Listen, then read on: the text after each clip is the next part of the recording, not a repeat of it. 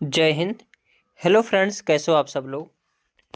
तो आज के सेशन में हम बात करने वाले हैं आरटीई 2009 के बारे में, जो कि अपने आप में वेरी इंपॉर्टेंट सेशन है, क्योंकि यहाँ से जो एक से दो प्रश्न जो है देखने को जरूर मिलते हैं एग्जामिनेशन में, चाहे सीटेट हो या टेट हो। और इस सेशन में हम आरटीई 2009 के बारे में कंप्लीट जानकारी देखेंगे। और इस सेशन को देखने के बाद आप सभी को दूसरा जो है आरटीई के बारे में दूसरा वीडियो देखना नहीं पड़ेगा। और कहीं ना कहीं अगर प्रश्न बनेंगे आरटीई 2009 से, तो यहीं से हर एक पॉइंट इसमें डिस्कस करेंगे, यहीं से बनेंगे।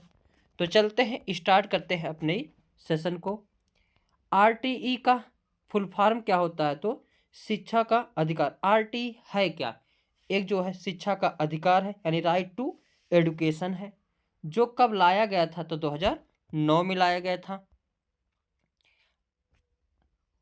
अब इसकी उत्पत्ति तो ऐसे डायरेक्ट हो नहीं गई है। अगर हम देखेंगे आर्टिकल 45, कौन सा देखेंगे? आर्टिकल 45 अगर संविधान में देखेंगे तो शिक्षा के अधिकार से संबंधित है, और जो कि आर्टिकल 45 डीपीएसपी में होता है, डीपीएसपी में आता है, यानी नीति निर्देशक तत्व के अंतर्गत आता है।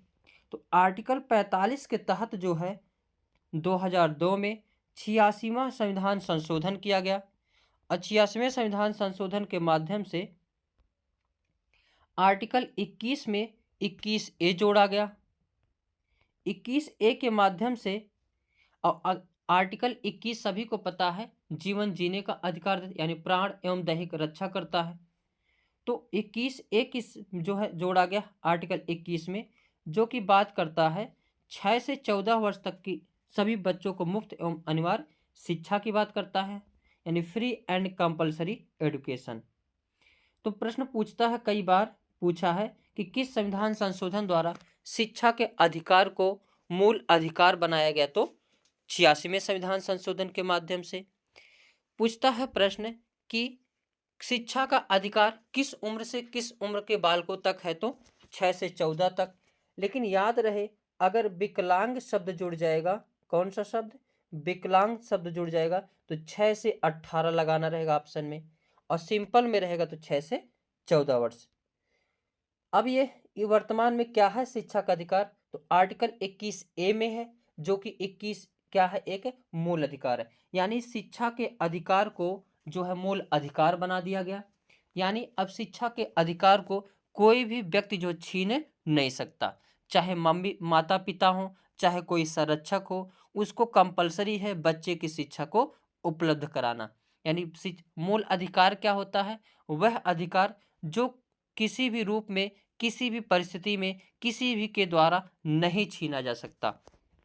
तो ये भी प्रश्न पूछा जाता है, वर्तमान में शिक्षा का अधिकार है क्या? तो मूल अधिकार है, जबकि पहले क्या था? डीपीएसपी के अंतर्गत था।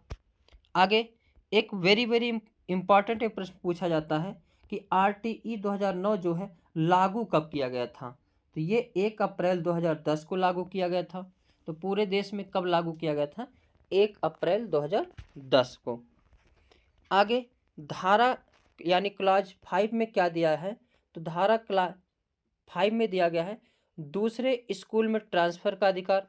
यानी कोई भी बालक जो है किसी भी स्कूल में पढ़ रहा है, उसका मन नहीं कर रहा वहाँ पढ़ने का, दूसरे स्कूल में पढ़ने का मन कर रहा है, तो वह वहाँ से जो है ट्रांसफ़र ले सकता है। यह किस धारा के अंतर्गत? धारा 5 के अंतर्गत। यानी इसमें कोई भी स्कूल जो है ज़बरदस्ती नहीं कर सकता कि तुम्हें जो है यहीं पर पढ़ना है या किसी और स्कूल में नहीं जाना है।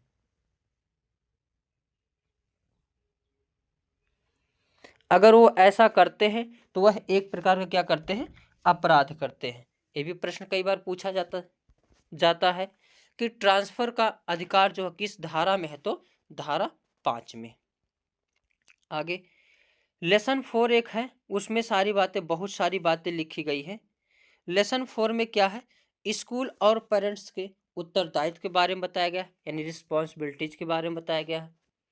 अब कुछ लोगों को ये लगता होगा कि अगर बालक को सुधारना है केवल टीचर का काम है, तो ये महा गलत है। गलत नहीं, महा गलत है, क्योंकि टीचर जो है केवल टीचर के पास 8 घंटा बच्चा रहता है, बाकी टाइम जो है किसके पास रहता है, मम्मी पापा के पास रहता है। इसीलिए धारा 4 में बढ़िया रूप से अच्छे रूप से समझाया गया है कि स्कूल और पेरेंट्स के उत्तरदायित्व के बारे में बताया गया है कि किसी भी बच्चे के जो है मम्मी पापा का क्या उत्तरदायित्व होगा और स्कूल के का क्या उत्तरदायित्व होगा। धारा 12 में क्या है, तो धारा 12 जो है के अनुसार प्राइवेट या निजी स्कूलों में गरीब विद्यार्थियों के लिए 25% सीटें आरक्षित की गई हैं।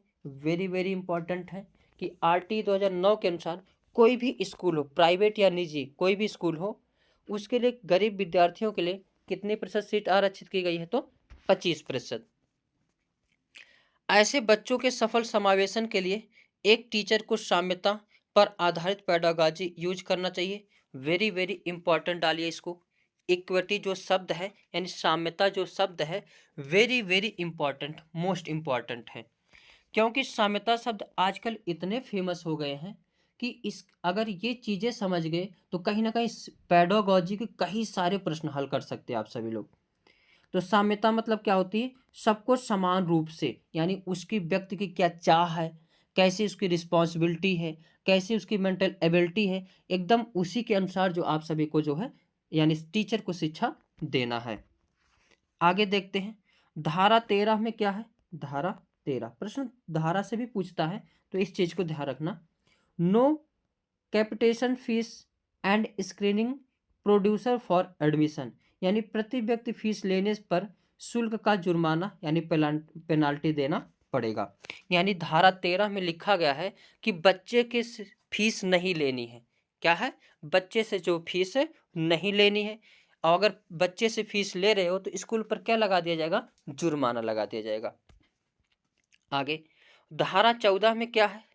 धारा 14 किसी भी बालक के एज प्रूफ ना होने की स्थिति में विद्यालय में प्रवेश लेने से इनकार नहीं किया जा सकता। क्या दिया है कि कोई भी बालक हो जिसके पास एज प्रूफ नहीं हो, यानी जन्म प्रमाण पत्र या जन्म सर्टिफिकेट ना हो, तो उसको जो है स्कूल में प्रवेश लेने से इनकार नहीं किया जा सकता। यानी कोई बालक अगर आए स्कूल में, उसके पास मांगा जाता है जन्म प्रमाण पत्र लाओ, और बच्चे के पास मान लेता हूँ जन्म प्रमाण पत्र नहीं है, तो इस रूप में जो आप मतलब टीचर बच्चे को स्कूल से जो है बाहर नहीं निकाल सकते, हर एक हाल में बच्चों को प्रवेश देना है। धारा 15 क्या है, तो नो डेनियल ऑफ एडमिशन, यानी बच्चों को हर पल में एडमिशन दिया जाएगा, चाहे वह शैक्षणिक वर्ष हो या के प्रारंभ हो या बीच में। यानी बच्चा धारा 15 के अनुसार चाहे बीच में आ जाए बच्चा पढ़ने के लिए, चाहे शुरू में आ जाए, उसको हर एक हाल में जो है एडमिशन दिया जाएगा। उसको कभी भी मना नहीं किया जा सकता कि जो बच्चा तुम एडमिशन नहीं ले सकते। यानी चाहे जब बच्चा जाग जाए कि चलो चलते हैं स्कूल पढ़ने चलते हैं, तो चाहे शैक्षणिक वर्ष प्रारंभ में हो, चाहे बीच में हो, चाहे लास्ट के तक हो, हर एक हाल में बच्चों को एडमिशन देना अनिवार्य है। आगे धारा 16 में क्या है। धारा 16 स्टूडेंट को ना तो क्लास में फेल किया जाएगा और ना ही विद्यालय से निकाला जाएगा। कितना बढ़िया ये प्रोसेस है कि जो स्टूडेंट हैं वह ना तो क्लास में फेल होगा, ना ही विद्यालय से कभी निकाला जाएगा। इसी वजह से बच्चा जो है अखिलेश यादव जी आए तो सबको क्या करना कराने लगे, पास करने लगे। हालांकि ये जो आरटीई है कक्षा 8 तक होता है, कि मतलब जो है क्लास 8 तक बच्चों को कोई फेल नहीं किया जाएगा, क्योंकि बच्चों को फेल करने से ना उन बच्चे की जो उपस्थिति होती है उसमें कम हो जाती है। जैसे पाँचवीं क्लास में फेल हुआ तो छठी में वो पढ़ेगा ही नहीं, लेकिन कम से कम बच्चों को 8वीं क्लास तक तो जरूर पढ़ना चाहिए। अब तो ग्रेजुएशन तक पढ़ लेना चाहिए कम से कम। तो इसमें क्या है, बच्चा जो है धारा 16 के अंतर्गत कभी भी फेल नहीं किया जा सकता। आगे धारा 17 धारा 17 में क्या है, तो बच्चों को शारीरिक दंड यानी फिजिकल पनिशमेंट देना और प्रताड़ित करना मना है। यानी बच्चों को किसी भी हाल में जो है आप शारीरिक दंड नहीं दे सकते, यानी डंडे से या मुक्का। बहुत सारे टीचरों को देखा हूँ कान पकड़ के उखाड़ लेते हैं, नाक ऐंठ देते हैं, हाथ में जो हाथ की उंगली होती है उसमें पेन डलवा के पीट देते हैं, मारते। पहले के टीचर बहुत मारते थे, और ये चीज़ अगर देखेंगे बहुत पहले, अगर जब ये स्टार्टिंग हुआ था यानी आरटीई 2009 से पहले, टीचर जो है स्टूडेंट को बहुत मारते थे। अगर छोटे जितने भी स्कूल में टीचर होते थे बड़े बिरादरी के होते थे, जैसे ब्राह्मण, ठाकुर, इन ये सब बिरादरी के होते थे।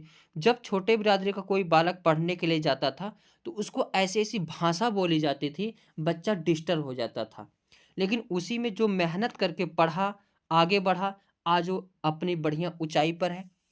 और उनका मारने का मेन उद्देश्य यही होता था कि जो है बच्चे छोटी जाति के पढ़ने ना आए, क्योंकि समाज को बदलने का जो प्रारूप होता है शिक्षा ही बदल सकती है। शिक्षा एक ऐसी शक्ति है जो पूरे समाज में बदलाव ला सकती है।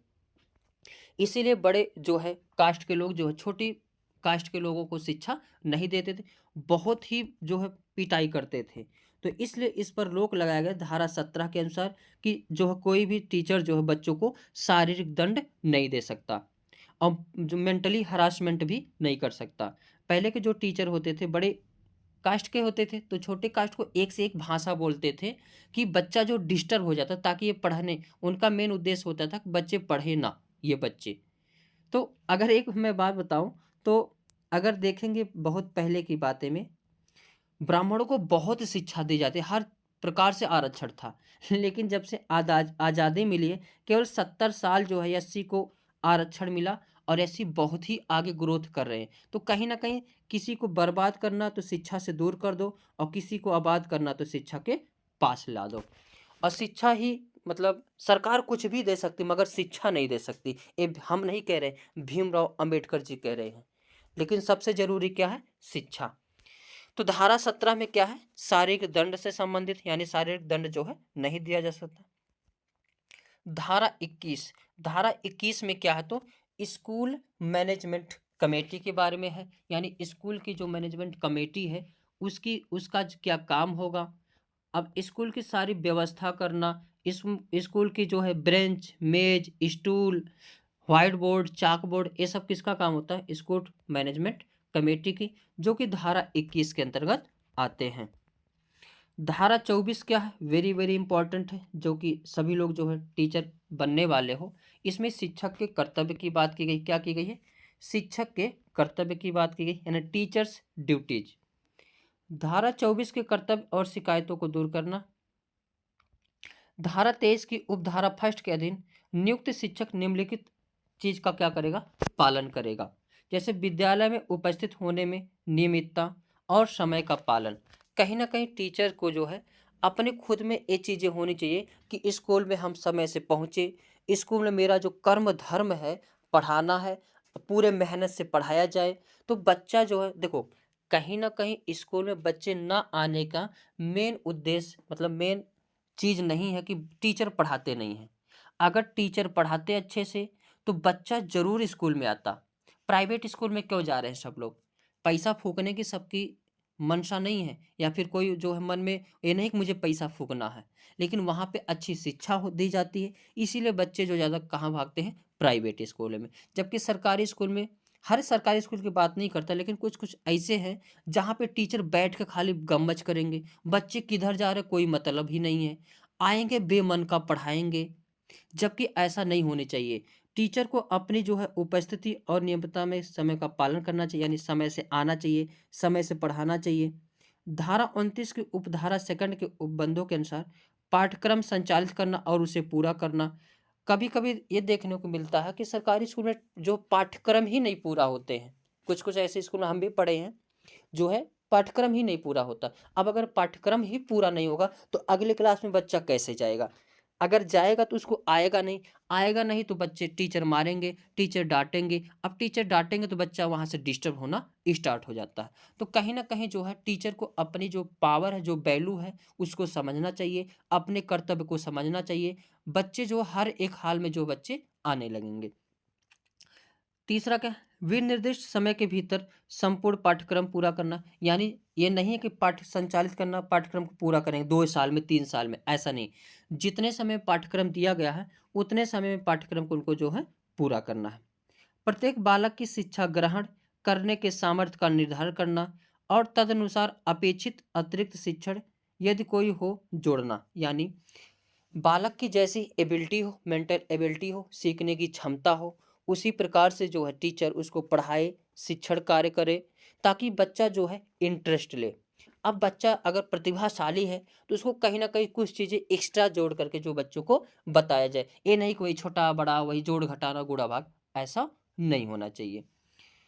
माता पिता पिता और संरक्षकों के साथ नियमित बैठकें करना, यानी टीचर को जो है माता पिता के साथ बैठना चाहिए, उनसे बातें करनी चाहिए कि आपके बच्चे में क्या क्वालिटी है, आपके बच्चे में क्या गड़बड़ी है, इस चीज़ में जो है सुधार किया जाए।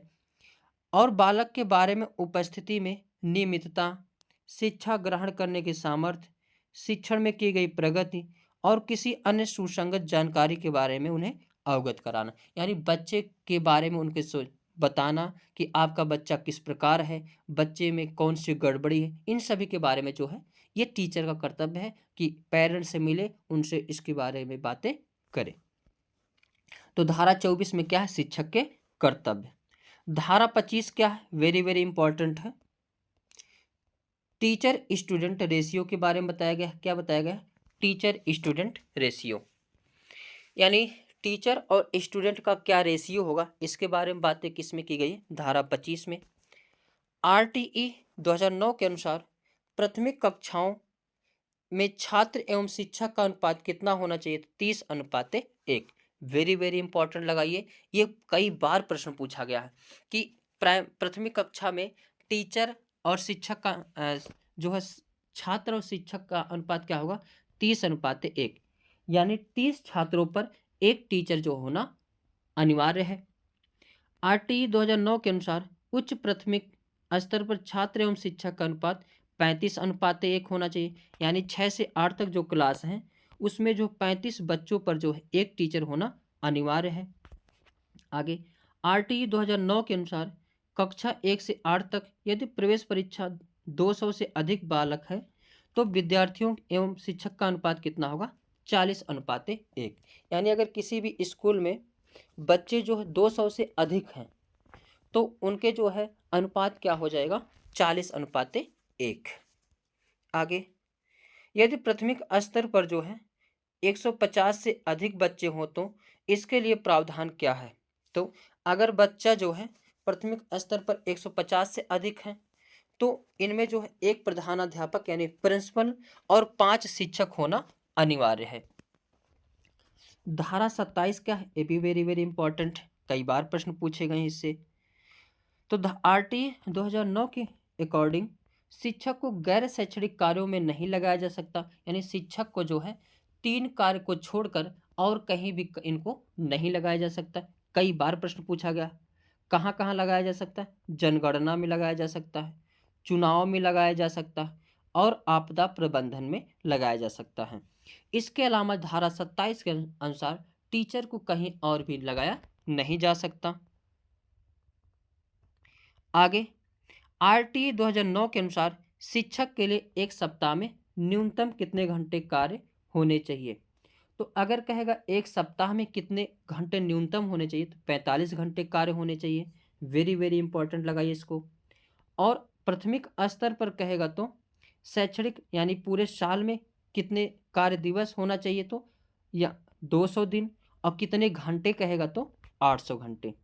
यानी आरटी 2009 के अनुसार एक साल में जो है यानी एक साल में 800 घंटे क्लास लेनी, 800 घंटे जो है शिक्षण कार्य करना है, और दिन पूछेगा तो 200 दिन, और सप्ताह में कहेगा तो 45 घंटे और 6 दिन। आगे आरटी 2009 के अनुसार उच्च प्राथमिक स्तर पर न्यूनतम शैक्षणिक घंटे व कार्य दिवस कितना होना चाहिए। तो अगर उच्च प्राथमिक स्तर पर कहेगा तो 1000 घंटे हो जाएगा और 220 दिन क्या होगा। अगर उच्च क्लास है तो 1000 घंटे जो है कम से कम पढ़ाना चाहिए और दिन कहेगा तो 220 दिन। आरटी 2009 के अनुसार 8 क्लास तक बच्चों को उनकी मातृभाषा में शिक्षा देनी चाहिए। वेरी वेरी इंपॉर्टेंट लगाइए इसको। मातृभाषा शब्द क्या है, मातृभाषा। मातृभाषा इतना इम्पॉर्टेंट है कि इसको बता नहीं सकते, क्योंकि मातृभाषा, इसे ये जान लीजिए कि मातृभाषा एक ऐसा वर्ड है जिसको कई सारे वैज्ञानिकों ने बताया कि अगर मुझे मातृभाषा में शुरू में शिक्षा ना दी गई होती तो आज मैं साइंटिस्ट नहीं होता। इतना बड़ा मातृभाषा का महत्व है। हालांकि इस समय जो है एडवांस के नाम पर जो है अंग्रेजी शिक्षा को बढ़ावा दिया जा रहा है, लेकिन कहीं ना कहीं पहली बार जो शिक्षा देनी चाहिए मातृभाषा में देनी चाहिए। मातृभाषा है क्या? तो मातृभाषा जो है यानी मदर टंग, वह भाषा जो बच्चा अपने आप सीखता है, यानी जिस माहौल में बच्चा रहता है वह जो बच्चा अपने आप सीखता है वही क्या कहलाती? मातृभाषा। और मातृभाषा में अगर बच्चों को शिक्षा दिया जाए तो कहीं ना कहीं वेरी वेरी इंपॉर्टेंट, बच्चा तुरंत समझ में आएगा। अब कोई हिंदी भाषा का बच्चा हो, उसे इंग्लिश में क्लास लिया जाए तो बच्चा एकदम पूरा उसके सर से उड़ेगा और बच्चे को समझ में नहीं आ रहा सर जी पढ़ा क्या रहे हैं, और दूसरे दिन से क्लास ही छोड़ देगा। तो कहीं ना कहीं जो है क्लास 8 तक जो हम मातृभाषा में शिक्षा देनी चाहिए। आगे आरटीई 2009 के अनुसार विशेष आवश्यकता वाले बच्चों को किस शिक्षा व्यवस्था के अंतर्गत पढ़ाना चाहिए? तो समावेशी शिक्षा के। तो समावेशी शिक्षा की बात आरटीई 2009 करता है। और शिक्षा जो बच्चों को किस रूप में देनी चाहिए? तो मातृभाषा में देनी चाहिए। अब समावेशी कक्षा क्या होती है? वेरी वेरी इंपॉर्टेंट लगाइए इसको, समावेशी कक्षा को। ऐसी कक्षा जिसमें सामान्य बालक, विशिष्ट बालक, प्रतिभाशाली बालक, जो है विकलांग बालक, या कम बुद्धि वाले बालक, ज़्यादा बुद्धि वाले बालक, लड़का लड़की, उच्च जाति के, नीचे जाति के, यानी कोई भी, सभी को एक साथ शिक्षा देना ही क्या कहलाता है? समावेशी शिक्षा कहलाता है। समावेशी शिक्षा बहुत ही बढ़िया शिक्षा है भी, क्योंकि इससे एक दूसरे की संस्कृति का आदान प्रदान होगा, एक दूसरे के मानसिक भावनाओं का विकास होगा, आदान प्रदान होगा, एक दूसरे से भाईचारा का विकास होगा, कहीं ना कहीं एक दूसरे के जो भावनाओं का विकास होगा, एक दूसरे में लगाव उत्पन्न होगा। तो समावेशी क्लास जो है अपने आप में वेरी इंपॉर्टेंट है, ये आरटी 2009 भी कहता है। अब कहीं ना कहीं हिंदू, मुस्लिम, सिख, ईसाई सभी धर्म अगर आपस में पढ़ते तो एक दूसरे में भ्रातृत्व का भावना का विकास होगा, एक दूसरे से लगाव पैदा होगा, और एक दूसरे की भाषा संस्कृति को सब लोग सीखेंगे, एक दूसरे की भावनाओं को समझेंगे। तो समावेशी कक्षा समझ गए होंगे, जिसमें चाहे सामान्य हो चाहे विशिष्ट हो, किसी भी प्रकार का बच्चा हो, एक क्लास में शिक्षा देना ही क्या होता है? समावेशी शिक्षा कहलाती है। और कहीं ना कहीं ये जो है वेरी इंपॉर्टेंट भी है समावेशी शिक्षा। आगे देखते हैं आरटी 2009 के क्रियान्वयन के बाद यानी इम्प्लीमेंटेशन के बाद कक्षा कक्ष आयु के अनुसार अधिक समझाती हो गई है। वेरी इंपॉर्टेंट, इस पॉइंट को लगाइए, कई बार प्रश्न पूछा गया है कि किसके अनुसार जो है कक्षा कक्ष आयु के अनुसार जो है अधिक समझाती हो गई है? तो आरटी 2009। आरटी 2009 जब से लागू हुआ तब से अगर देखेंगे कक्षा 1 में बालक अगर 6 साल का है तो लमसम जितने भी बालक होंगे 6 साल के ही होंगे। क्लास 5 में अगर बच्चा 10 साल का है तो सारे बच्चे 10 साल के ही होंगे। क्लास 10th में अगर बच्चा 15 साल का है तो कहीं ना कहीं सभी बच्चा जो है 15 साल के होंगे। तो कहीं ना कहीं आरटी 2009 के अनुसार अधिक समझाती हो गई है, यानी एक क्लास में सभी बालक लगभग एक ही उम्र के पाए जाएंगे। समझाती समझ गए होंगे कि एक समान जात के, यानी अगर कोई बालक 11 साल का तो सभी लमसम उस क्लास में 11 साल के ही बच्चे पाए जाएंगे। तो आज के सेशन में बस इतना ही। आशा है सभी को ये सेशन अच्छा लगा होगा, और ऐसे सेशन पाने के लिए जो है हमारे चैनल को सब्सक्राइब कर ले। नेक्स्ट वीडियो जो एनईपी 2020 पर होने वाली है, इसके बाद एनसीएफ 2005 पर होने वाला है। तो कहीं ना कहीं जो वेरी इंपॉर्टेंट ऐसे सेशन आप सभी को मिलते रहेंगे। मिलेंगे नेक्स्ट वीडियो में, तब तक के लिए जय हिंद, जय भारत। जय हिंद। हेलो फ्रेंड्स, कैसे हो आप सब लोग? तो फ्रेंड्स आज के सेशन में आप सभी का स्वागत है। इस सेशन में हम बात करने वाले हैं एनईपी 2020 के बारे में, जो कि अपने आप में वेरी इंपॉर्टेंट सेशन है। कहीं ना कहीं जो है यहाँ से आप सभी को प्रश्न जो है बहुत सारे प्रश्न देखने को मिलेंगे। अगर हम बात करें आरटीई 2009 की, NCF 2005 की और NEP 2020 की। तो अगर इन तीनों चैप्टर को आप सभी लोग पढ़ लेते हैं, कहीं ना कहीं 25 प्लस क्वेश्चन आप सभी लोग पेडागोजी में उठा लेंगे, क्योंकि कहीं ना कहीं ये बच्चों के, आप सभी को जो भी CDP का क्वेश्चन करना है, बच्चों को सर्वोच्च मान के करना है। और जो भी चीज़ें सर्वोच्च मानना है, NCF 2005 के थ्रू, RT 2009 के थ्रू और NEP 2020 के थ्रू। तो इन सभी को पढ़ना जो है बहुत ज़रूरी है। यहीं से पॉजिटिव नेगेटिव टैग वर्ड भी निकालते हैं। तो अपने आप में ये वेरी इंपॉर्टेंट सेशन है। तो चलते हैं, देखते हैं NEP 2020 के बारे में। NEP 2020 का फुल फॉर्म क्या होता है? National education policy 2020। एक नंबर यहाँ से भी पूछे जाते हैं, परिभाषा से भी। NEP 2020 के निर्माण के लिए जून 2017 में इसरो के पूर्व चीफ डॉक्टर के कस्तूरी रंगन की अध्यक्षता में एक समिति का गठन किया गया और इस समिति ने मई 2019 में NEP का मसौदा तैयार किया।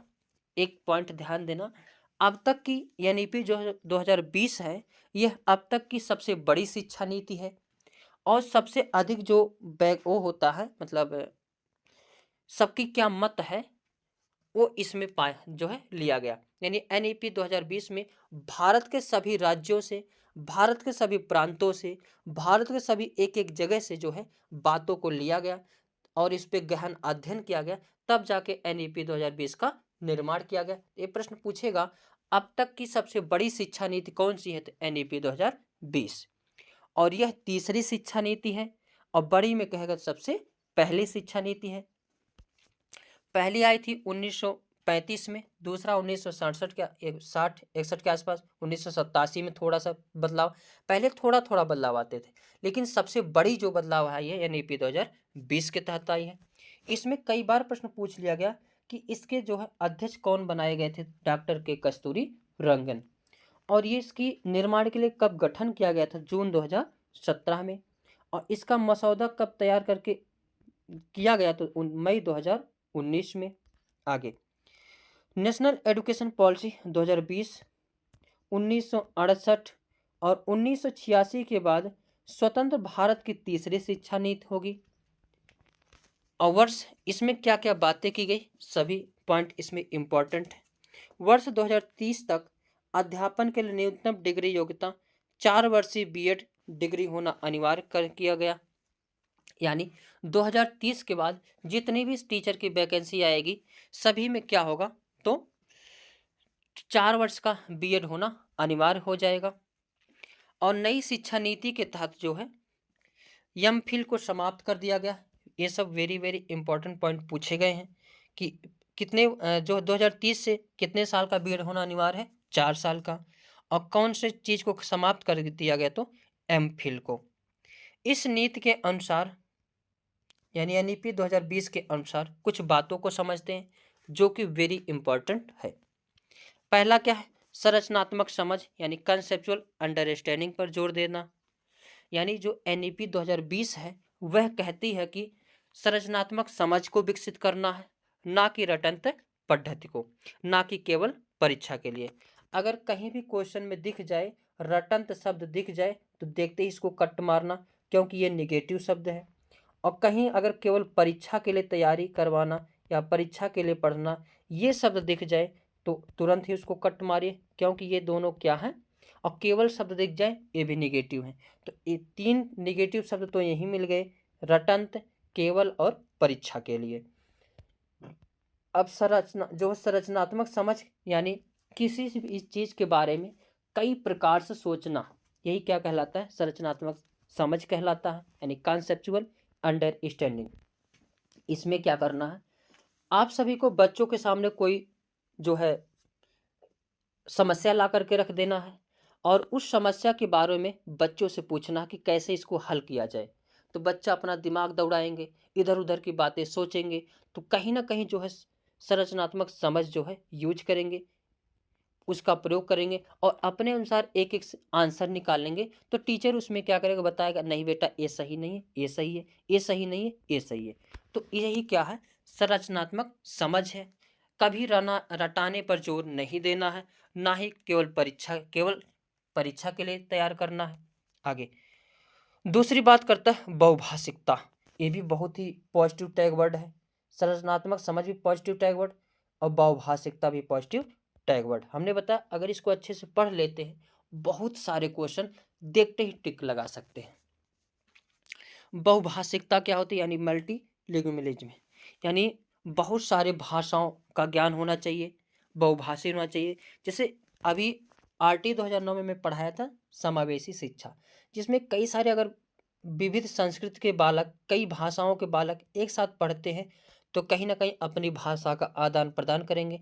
यानी क्लास कैसा होना चाहिए? बहुभाषिकता होना चाहिए और विविधता को प्रोत्साहन देना चाहिए। अगर हम इसको एक लाइन में बात करें तो समावेशी शिक्षा की बातें करता है। विविधता को प्रोत्साहन देना, यानी विविधता मतलब क्या होता है? चाहे सामान्य बालक हो, चाहे विशिष्ट बालक हो, चाहे जो है किसी भी संस्कृति यानी हिंदू, मुस्लिम, सिख, ईसाई किसी भी संस्कृति का हो, सभी को एक चीज़ों में जो है क्लास में पढ़ाना है। यानी विविधता को प्रोत्साहन देना है, क्योंकि बहुभाषी होने के उच्च संज्ञानात्मक लाभ होते हैं। तो बहुभाषी पर जोर कौन देता है? एनईपी 2020। अगला पॉइंट, बच्चों की शिक्षा का माध्यम कम से कम क्लास 5 या क्लास 8 या उससे आगे भी घर की भाषा यानी मातृभाषा या स्थानीय भाषा में होनी चाहिए। मातृभाषा अपने आप में, अल्बर्ट आइंस्टीन यहाँ तक बोला है कि अगर हम अपनी मातृभाषा में शिक्षा ग्रहण ना करते तो आज हम जो वैज्ञानिक ना होते।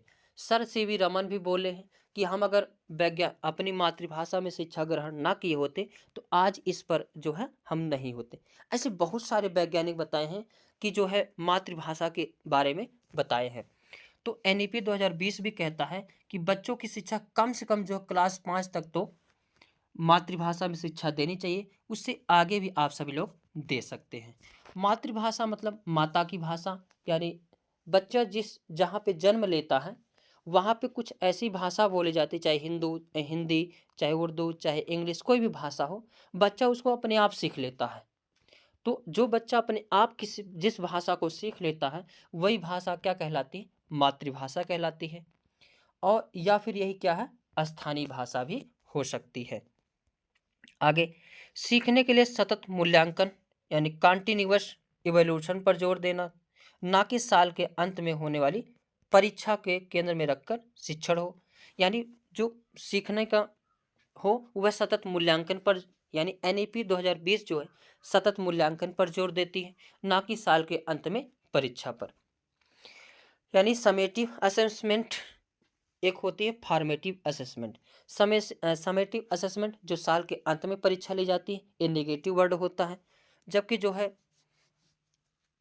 फॉर्मेटिव असेसमेंट एक पॉजिटिव वर्ड होता है। यानी हर हफ्ते में या हर महीने में बच्चे को या हर दिन जो बच्चे को पढ़ाया जाता है उसी के बारे में तुरंत पूछ लिया जाए तो बच्चे कुछ ना कुछ गड़बड़ी करेंगे, और उस गड़बड़ी को करेंगे तुरंत क्या करेंगे? टीचर अगर पास में तो सुधार कर देगा। इसीलिए जो है एनईपी 2020 के तक सतत मूल्यांकन पर जोर देना चाहिए, ना कि साल के अंत में होने वाली परीक्षा पर। और बच्चों के जो मूल्यांकन का उद्देश्य होना चाहिए कहीं ना कहीं सीखने की प्रक्रिया में मदद करने वाली होनी चाहिए। ये नहीं कि जो है बच्चों को डांट दो, क्यों अच्छा नंबर नहीं है, क्यों गड़बड़ नंबर है, ऐसा नहीं होना चाहिए। मूल्यांकन ऐसा हो कि बच्चे के जो है सीखने की प्रक्रिया को मदद करता हो। छात्रों के प्रोग्रेस के मूल्यांकन के लिए परख नामक नए नेशनल असेसमेंट सेंटर NAC की स्थापना की जाएगी।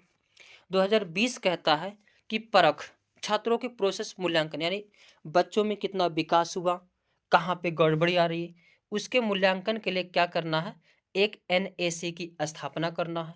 वेरी वेरी इंपॉर्टेंट लगाइए, NAC परख नामक एक नए NAC। परख का भी फुल फॉर्म पूछा जाता है, NAC की भी फुल फॉर्म पूछा जाता है। मूल्यांकन क्या होता है? तो मूल्यांकन उससे ये पता चलता है कि बच्चों को क्या क्या चीज़ पढ़ाया गया है और बच्चा उसमें से क्या चीज़ सीखा, क्या चीज़ नहीं सीखा है। अब देखते हैं परख, यानी बच्चों का मूल्यांकन कैसे करना है? परख के माध्यम से करना। परख क्या है? Performance assessment review and analysis of knowledge for holistic development. ये बहुत ही इम्पोर्टेंट है, पूछा जाता है। परख किसके तहत लाया गया है? तो एनईपी 2020 के तहत। परख का मुख्य उद्देश्य क्या है? तो मूल्यांकन करना है। परख का फुल फॉर्म क्या है? ये भी प्रश्न पूछा जाता है। तो performance assessment review and analysis of knowledge for holistic development. एक जो परख एक एनएसी की स्थापना करता है, एनएसी यानी नेशनल असेसमेंट सेंटर। ये भी ध्यान रखना, एनएसी का फुल फॉर्म क्या होता है? National assessment centre. परख का भी देख लिए, अब इसके बारे में देखते हैं। जो मूल्यांकन हो वह 1 डिग्री नहीं 360 डिग्री मूल्यांकन हो, यानी मल्टी डायमेंशनल जो है report card for all student, यानी सभी स्टूडेंट के लिए जो है एक रिपोर्ट कार्ड मिलेगा जो कि 360 डिग्री मूल्यांकन करेगा। किसका किसका मूल्यांकन करेगा? कॉग्निटिव डेवलपमेंट यानी जो है भावनाओं का, संवेगों का। एफेक्टिव साइकोमोटर सबका मूल्यांकन। घर और स्कूल से रिलेट करके भी मूल्यांकन किया जाएगा कि बच्चा घर पे किस प्रकार रहता है, बिहेव करता है, स्कूल में किस प्रकार रहता है, बिहेव करता है। Multi layered and multi sources यानी बहुत सी जो मतलब कई सारे सोर्सों से पता किया जाएगा, केवल किताबी भाषा से नहीं या फिर केवल जो है परीक्षा से नहीं। सेल्फ असेसमेंट यानी बच्चे का असेसमेंट खुद के तहत कैसा है, बच्चे की भावना कैसी है। असेसमेंट बाय टीचर्स यानी टीचर की के प्रति उसका लगाव कैसा है, टीचर उस स्टूडेंट के बारे में कैसा सोचता है। असेसमेंट बाय पेरेंट्स यानी बच्चे का जो है अपने दोस्तों के साथ कैसा व्यवहार, दोस्तों के साथ कैसा रहता है, दोस्तों के साथ कैसा बिहेव करता है। पीयर असेसमेंट यानी जो उसके ग्रुप हैं, उसके साथ वाले हैं, उनसे उसका व्यवहार कैसा है, वह अपने साथ के साथ साथियों के साथ कैसा रहता है। इन सभी के बारे में जो है क्या किया जाएगा? मूल्यांकन किया जाए, यानी 360 डिग्री का मूल्यांकन किया जाएगा सभी चीज़ के बारे में, यानी साइकोमोटर, अफेक्टिव और कॉग्निटिव, यानी उसका संवेग कैसा है, भावना कैसा है, उसकी शारीरिक विकास कैसा है, दूसरों के साथ कैसा लगाव है, टीचरों के साथ कैसा लगाव है, घर पे कैसे रहता है, स्कूल में कैसे रहता है। इन सभी चीज़ों को देखकर जो मूल्यांकन करना है। Completely redesigned by states UTs under guidance from Parakh NCERT SCERT, यानी जो परख है एनसीईआरटी और एनसीईआरटी के अनुसार है। It will included for progress of the child in inquiry based learning, quiz, role play, group work और पोर्टफोलियोज, यानी जो मूल्यांकन होगा पोर्टफोलियो के माध्यम से होगा, ग्रुप वर्क के माध्यम से होगा, रोल प्ले के माध्यम से होगा, क्विज के माध्यम से होगा, लर्निंग के माध्यम से होगा, यानी बच्चा कैसे लर्निंग कर रहा है, कैसे सीख रहा है, बच्चों के साथ कैसे रह रहा है। पोर्टफोलियो वेरी वेरी इंपॉर्टेंट है। पोर्टफोलियो क्या होता है? तो पोर्टफोलियो एक प्रकार का दस्तावेज होता है जिसमें बच्चे के बारे में हर चीज़ लिखा हुआ होता है कि बच्चे की मेंटल एबिलिटी क्या है, बच्चे का बिहेवियर क्या है, बच्चा अपने साथ कैसे रहता है, दोस्तों के साथ कैसा रहता है। ये सब चीज़ें कहाँ लिखी होती? पोर्टफोलियो में। और क्या है इसमें? AI based software to be used by student to track their growth through their school years, यानी AI के थ्रू जो है देखा जाएगा बच्चे का स्कूल के प्रति कैसी भावना है, साल में कैसे वो रहा था। इन सभी के बारे में सब चीज़ों को देखकर जो है यानी 360 degree multi dimensional report card जो है बच्चों को प्रदान किया जाएगा। आगे देखते हैं। कक्षा 6 के लिए एक अतिरिक्त भाषा के रूप में शास्त्रीय भाषा यानी क्लासिकल लैंग्वेज जैसे तमिल, तेलुगु, कन्नड़, मलयालम, उड़िया और संस्कृत आदि का अध्ययन, यानी जो है कक्षा 6 में बच्चा जब पहुंचेगा तो 6 शास्त्रीय भाषाओं में से एक अतिरिक्त जो है इसमें से भाषा को वह पढ़ेगा। ये एनईपी 2020 में लिखा गया है। आगे माध्यमिक स्तर पर एक अतिरिक्त विकल्प के रूप में विदेशी भाषा, यानी जब बच्चा 6 से 8 तक जाएगा तो कोई ना कोई एक विदेशी भाषा उसको लेना, जैसे कोरियन, जापानी, थाई, फ्रेंच, जर्मन, स्पेनिश और पुर्तगाली और रूसी। आज तक जो क्वेश्चन पूछे गए हैं चीनी भाषा इसमें शामिल है, यानी मंदारिन भाषा शामिल है या नहीं? नहीं, ये चीज़ ध्यान रखना। कौन कौन सी भाषा शामिल है? कोरियन, जापानी, थाई, फ्रेंच, जर्मन, स्पेनिश और पुर्तगाली और रूसी। यानी माध्यमिक स्तर में जाएगा तो एक उसको शास्त्रीय भाषा लेना है और एक जो है कोई अलग जो है कंट्री की भाषा लेना। लेकिन इसमें चीनी भाषा यानी मंदारिन भाषा नहीं है। यहाँ से प्रश्न जो है पूछे जाते हैं। आगे एनईपी 2020 यह सीखना कि कैसे सीखना है। यानी एनईपी 2020 क्या बातें करता है, यह बताता है कि यह सीखना कि कैसे सीखना है।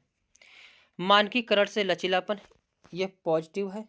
मानकीकरण से लचीलापन, मानकीकरण अगर शब्द कहीं भी एग्जाम में देखने को मिल जाएगा तो इसको देखते ही कट मारना है, नेगेटिव शब्द है। जबकि कैसा होना चाहिए, लचीलापन रूप में होना चाहिए, यानी स्टैंडर्डाइज टू फ्लेक्सिबिलिटी। ये चीज पॉइंट याद रखना, डायरेक्ट क्वेश्चन जो है आएगा। और बदलाव का प्रस्ताव रखती है। आगे देखते हैं। पाठ्यक्रम की विषय वस्तु को प्रत्येक सब्जेक्ट में कम करके इसे बेहद बुनियादी चीजों पर केंद्रित किया जाए। यानी पहले जो बोझ भारी भारी होते थे उसमें कटौती की जाए और ऐसे चीजें जोड़ा जाए जो कहीं ना कहीं बुनियादी चीजों को जो क्या करे, मजबूत करे, ताकि आलोचनात्मक चिंतन, खोज पर आधारित, चर्चा आधारित, विश्लेषण आधारित अधिगम पर जरूर ध्यान दिया जा सके। अब मोटी मोटी किताबें रह के बेचारा हालत पंचर हो जाता है बच्चे का, तो कहीं ना कहीं एनईपी 2020 ये बोली है कि सिलेबस में कमी की जाए और जो चीज़ें उसको कहीं ना कहीं सिलेबस को बुनियादी रूप से बनाया जाए, जिससे जो है आलोचनात्मक चिंतन विकसित हो। आलोचनात्मक चिंतन क्या होता है, किसी भी बातों के बारे में सोचना, ये पॉजिटिव या नेगेटिव है इसके बारे में सोचना, यही क्या है, आलोचनात्मक चिंतन होता है। ये पॉजिटिव वर्ड है। खोज आधारित यानी डिस्कवरी बेस्ड लर्निंग, यानी बच्चों को जो कुछ भी पढ़ाया सिखाया जाए खोज आधारित हो। बच्चों को कोई प्रोजेक्ट दे दिया जाए, बच्चा अपने आप से उसको ढूंढे, खोजे, सीखे, ये हो।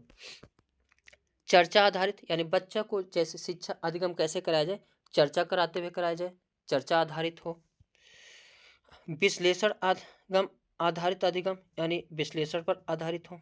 आगे स्कूल पाठ्य पुस्तकें, राष्ट्रीय पाठ्य पुस्तकें, स्कूल के क्यूरिकुलम में कमी की जाए, यानी जो स्कूल की पुस्तक यानी पाठ्यक्रम है, मोटी मोटी किताबें हैं, उसमें कमी की जाए। लचीलापन पाया जाए, यानी रिगिड ना हो, लचीलापन हो। और रटकर सीखने के बजाय रचनावादी सीखने के तरीकों पर जोर देना। तो रटना शब्द दिख जाए तो देखते ही कट मारेंगे, जबकि रचनावादी शब्द दिख जाए तो पॉजिटिव है। स्कूल के नेशनल टेक्स्ट बुक में भी बदलाव किया जाए, होने चाहिए। एनईपी 2020 कह रहा है कि जो कुछ भी जो है पुस्तक है उसमें बदलाव किया जाए, पाठ्यक्रम को कम किया जाए, सोच पर आधारित हो पाठ्यक्रम, बुनियादी पर आधारित हो। आगे देखते हैं। ECCE वेरी वेरी इंपॉर्टेंट लगाइए, कोई भी टीचिंग एग्जाम हो यहाँ से प्रश्न जरूर देखने को मिलेंगे। ECCE इसका फुल फॉर्म क्या होता है, तो yearly childhood care and education. क्या है, yearly childhood care and education, अपने आप में वेरी इंपॉर्टेंट ये भी है। 1 नंबर यहाँ से 100। ये जो डायग्राम आप सभी को दिख रहा, 3 से 4 नंबर आप सभी को यहाँ हर एग्जाम में देखने को मिल रहे हैं। अब ECC क्या होता है, तो yearly childhood care and education, ये फुल फॉर्म हो गया। अब इसके बारे में देखते हैं। पहले जो क्लास का इन्वायरमेंट था 10+2 पर आधारित था, किसके, 10+2 पर। अब कैसी शिक्षा नीति आ गई है, तो 5+3+3+4 पर आधारित। वेरी वेरी इंपॉर्टेंट, इसको लगाइए सभी लोग, क्योंकि जितने क्वेश्चन पूछे जा रहे हैं आजकल यही चीजें पूछा जा रहा। ECC क्या है, तो 5+3+3+4 पर आधारित ये जो है शिक्षा की बातें करता है। ECCE के तहत जो है 4 स्टेज में बांटा गया है। सबसे पहला फाउंडेशनल स्टेज, दूसरा प्रीपेटरी स्टेज, तीसरा मिडिल स्टेज और चौथा सेकेंडरी स्टेज। फाउंडेशनल स्टेज को भी 2 भागों में बांटा गया है। हर एक पॉइंट यहाँ का ध्यान देना वेरी वेरी इंपॉर्टेंट है। एक है 3 वर्ष के लिए है और दूसरा है 2 वर्ष के लिए। प्रीपेटरी स्टेज में, फाउंडेशनल स्टेज को कितने भागों में, 2 भागों में। एक है आंगनबाड़ी, पहला क्या है, आंगनबाड़ी है, और दूसरा क्या है, क्लास फर्स्ट और सेकंड क्लास में जाएगा। यानी बच्चा जो 3 साल तक कहाँ रहेगा, आंगनबाड़ी में रहेगा। इस आंगनबाड़ी को अन्य नाम से क्या बुलाते हैं? प्री जो प्री स्कूल भी कह सकते हैं या बाल वाटिका। यानी प्री फाउंडेशनल स्टेज को दो भागों में, पहला क्या है? आंगनबाड़ी, जिसको प्री स्कूल कहेंगे या बाल वाटिका कहेंगे। इसमें बच्चा कितने साल तक रहेगा? 3 साल तक रहेगा। इसमें कोई पाबंदी नहीं रहेगी। बच्चा आएगा, जो मन करे वो पहन के आए, जैसे मन करे वैसे रहे, जो मन करे वो खेले। यहाँ पर कहीं ना कहीं जो बहुत सारी चीज़ गेम वाली चीज़ रखी रहेंगी। इसको केवल आना है, खेलना और जाना है। इसको कैसे रखा गया? तो एक चीज़ ध्यान रखना, एक बच्चा रास्ते में जा रहा था स्कूल, पापा उसके लेके जा रहे थे। एक कहानी है, थोड़ा सा सुनना इसको। अब बच्चा देखा कि एक बकरे को जो है कुछ आदमी जो है अपने बाइक पर बैठा के ले जा रहे हैं, और बकरा बहुत तेजी से में कर रहा है। अब बच्चा बोला पापा से, इतनी इंटरेस्टिंग बात है कि क्या ही होता है। बच्चा पापा से बोला, पापा पापा, इसको भी सब लोग स्कूल ले जा रहे हैं क्या? अब सोचो, पापा उसकी इस बात को सुन के सन्न रह गए। अरे दादा! यानी ये दिमाग लगाओ कि बच्चा सोच रहा है कि बकरा कटने के लिए जा रहा, लेकिन वह स्कूल जा रहा है। यानी बकरा को बच्चे को इतना दर्द है, स्कूल जाने का मतलब बकरे की कटाई कितना है। यानी बच्चा स्कूल जाना मतलब कसाई के बराबर समझता था। तो बच्चे स्कूल जाने से डरते थे। उसीलिए बच्चों को से स्कूल में लगाव हो, इसलिए 3 साल के लिए क्या बनाया गया? आंगनबाड़ी बनाई गई। इसमें बच्चा आएगा, खेलेगा, कूदेगा, जो मन करेगा वो गेम खेलेगा, सब कुछ रहेगा, जैसे मन करेगा वैसे रहेगा, मिट्टी में रहेगा, कोई इसको जो बोलेगा नहीं। जब वह बच्चा आगे जाएगा, यानी प्री फाउंडेशनल का दूसरी क्लास, फर्स्ट और सेकंड क्लास में जाएगा। यहाँ उम्र भी पूछी जाती है। तो बच्चा आंगनबाड़ी में किस साल से किस साल तक रहेगा? तो 3 से 6 साल तक। यानी बच्चा जब 3 साल का हो जाए तो उसे आंगनबाड़ी स्कूल में जो है क्या किया जाता है? दाखिला दिया जाता है। और जब बच्चा 6 से 8 साल तक कहाँ रहेगा? बच्चा एक क्लास में और दूसरी क्लास में। उसके बाद बच्चा कौन सी स्टेज में जाता है? प्रीपेटरी में जाता है। यानी बच्चा जब 8 साल का हो जाता है तो कौन सी क्लास में जाएगा? प्रीपेटरी। और प्रीपेटरी मतलब इसमें 3 क्लास आती है, यानी तीसरी, चौथी और पांचवी। यानी तीसरी पढ़ेगा, चौथी पढ़ेगा और पांचवी पढ़ेगा। एक इसमें आएगा प्रीपेटरी में। तो इसमें बच्चा कितनी उम्र का हो जाएगा? 8 से 11 साल। उम्र भी प्रश्न में पूछे जाएंगे, ये चीज़ ध्यान रखना। प्रीपेटरी में बच्चा किस साल से किस साल तक रहता है? तो 8 से 11 साल तक। तीसरी स्टेज क्या है? मिडिल है। मिडिल में बच्चा कहाँ से कहाँ तक रहेगा? तो 6 से 8 तक रहेगा। कहाँ तक? 6 से 8 तक। और उम्र पूछेगा तो 11 से जो है 14 साल तक बच्चा, यानी 6 क्लास पढ़ेगा, 7 क्लास पढ़ेगा और 8 क्लास पढ़ेगा। और उसके बाद सेकेंडरी है। सेकेंडरी यानी जो है बच्चा 14 से 18 साल का हो जाएगा। यानी जो है चौथी क्या है? सेकेंडरी। सेकेंडरी में बच्चा 9वीं क्लास पढ़ेगा, 10वीं क्लास पढ़ेगा, 11वीं क्लास पढ़ेगा और 12वीं क्लास पढ़ेगा। यानी 4 साल पढ़ेगा। तो बच्चे की उम्र कितना हो जाएगा? 14 से 18 साल हो जाएगा। 18 साल, ये चीज़ ध्यान रखना। तो ECCE समझ में आ गया होगा। ECCE किस पर आधारित है? तो 5+3+3+4 पर आधारित है। और पहले किस पर आधारित था? 10+2 पर आधारित था। तो ECC का फुल फॉर्म भी पता हो गया, yearly childhood care and education. कितने भागों में ECCE बांटा गया है? तो 4 भागों में, फाउंडेशन, प्रिपेटरी, मिडिल और सेकेंडरी।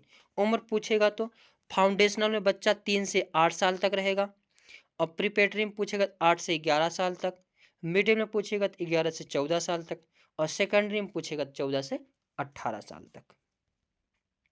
आगे देखते हैं ECCE के बारे में और सारी बातें देखते हैं। इसमें जो ECCE के तहत बच्चे को अल्फ़ाबेट की जानकारी दी जाएगी, भाषा के बारे में जानकारी दी जाएगी, नंबर्स के बारे में जानकारी दी जाएगी, गिनती के बारे में जानकारी दी जाएगी, कलर पहचानना सीख जाएगा, आकृति के बारे में पहचानना जो है सिखाया जाएगा। आउटडोर, इंडोर, जैसे लूडो है इंडोर गेम है, जो है बैट बॉल आउटडोर गेम है, इसके बारे में बताया जाएगा। पजल के बारे में बताया जाएगा, लॉजिकल थिंकिंग के बारे में समझाया जाएगा, प्रॉब्लम सॉल्विंग मेथड सिखाया जाएगा, ड्राइंग करना सिखाया जाएगा, पेंटिंग करना सिखाया जाएगा, विजुअल आर्ट, क्राफ्ट यानी कागज का चित्र बनाना काट के, ड्रामा करना सिखाया जाएगा, प्यूबर्टी ट्री सिखाया जाएगा, म्यूजिक एंड मोमेंट, ये सब जो है ECCE के तहत बच्चों को सिखाया जाएगा। आगे yearly childhood care and education, इसमें कैसा होना पड़ेगा, फ्लेक्सिबल होना चाहिए, मल्टी फेसेट यानी कई प्रकार की चीज़ें, हर चीज़ इसको बच्चों को दिखाना चाहिए, मल्टी लेवल, प्ले बेस्ड शिक्षा कैसा कराना चाहिए, प्ले बेस्ड होना चाहिए, based and inquiry based learning यानी खोज पर आधारित जो है लर्निंग होना चाहिए। आगे FLN वेरी वेरी इंपॉर्टेंट, इसको भी लगाइए, FL और N यानी फाउंडेशनल लिटरेसी एंड न्यूमरेसी, ये वेरी इंपॉर्टेंट है। FLN का फुल फॉर्म क्या होता है, फाउंडेशनल लिटरेसी एंड न्यूमरेसी यानी बुनियादी साक्षरता और संख्यात्मकता। ये क्या है, तो FLN जो है निपुण भारत योजना की शुरुआत वर्ष 2020 में लाई गई और इस शिक्षा नीति यानी NEP 2020 के बेहतर क्रियान्वयन के लिए 5 जुलाई 2021 को जो है भारत सरकार द्वारा की गई इसकी FLN की शुरुआत। अब एक इसमें है जो है निपुण, क्या है निपुण, निपुण का भी फुल फॉर्म पूछा जाता है, वेरी इंपॉर्टेंट लगाइए इसको भी, निपुण। निपुण का फुल फॉर्म क्या, national initiative for proficiency in reading with understanding and numeracy यानी निपुण भारत का सपना, सब बच्चे समझे भाषा और गणना, ये भी ध्यान रखना है, इसकी शुरुआत जो है की गई है। एक होता है SPM का फुल फॉर्म क्या होता है, इसको भी जानिए, school preparation module preparatory class और बाल वाटिका यानी बाल वाटिका में जो है इस SPM आता है, बाल वाटिका में कैसे कैसे क्या चीज़ करना है, ये चीज़ क्या सिखाता है SPM, जैसे इसमें देख सकते हैं।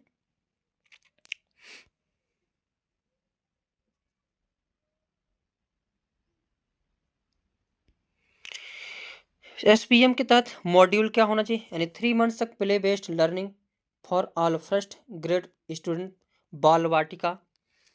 एलिमेंट्स ऑफ SPM यानी इसमें एलिमेंट क्या होने चाहिए पढ़ाई कराने में, तो साउंड्स इनकी जानकारी हो, words, alphabets, colours, shapes and numbers यानी सब चीज़ का मिक्सचर यही है कि नंबर के बारे में जानना, शेप्स के बारे में जानना।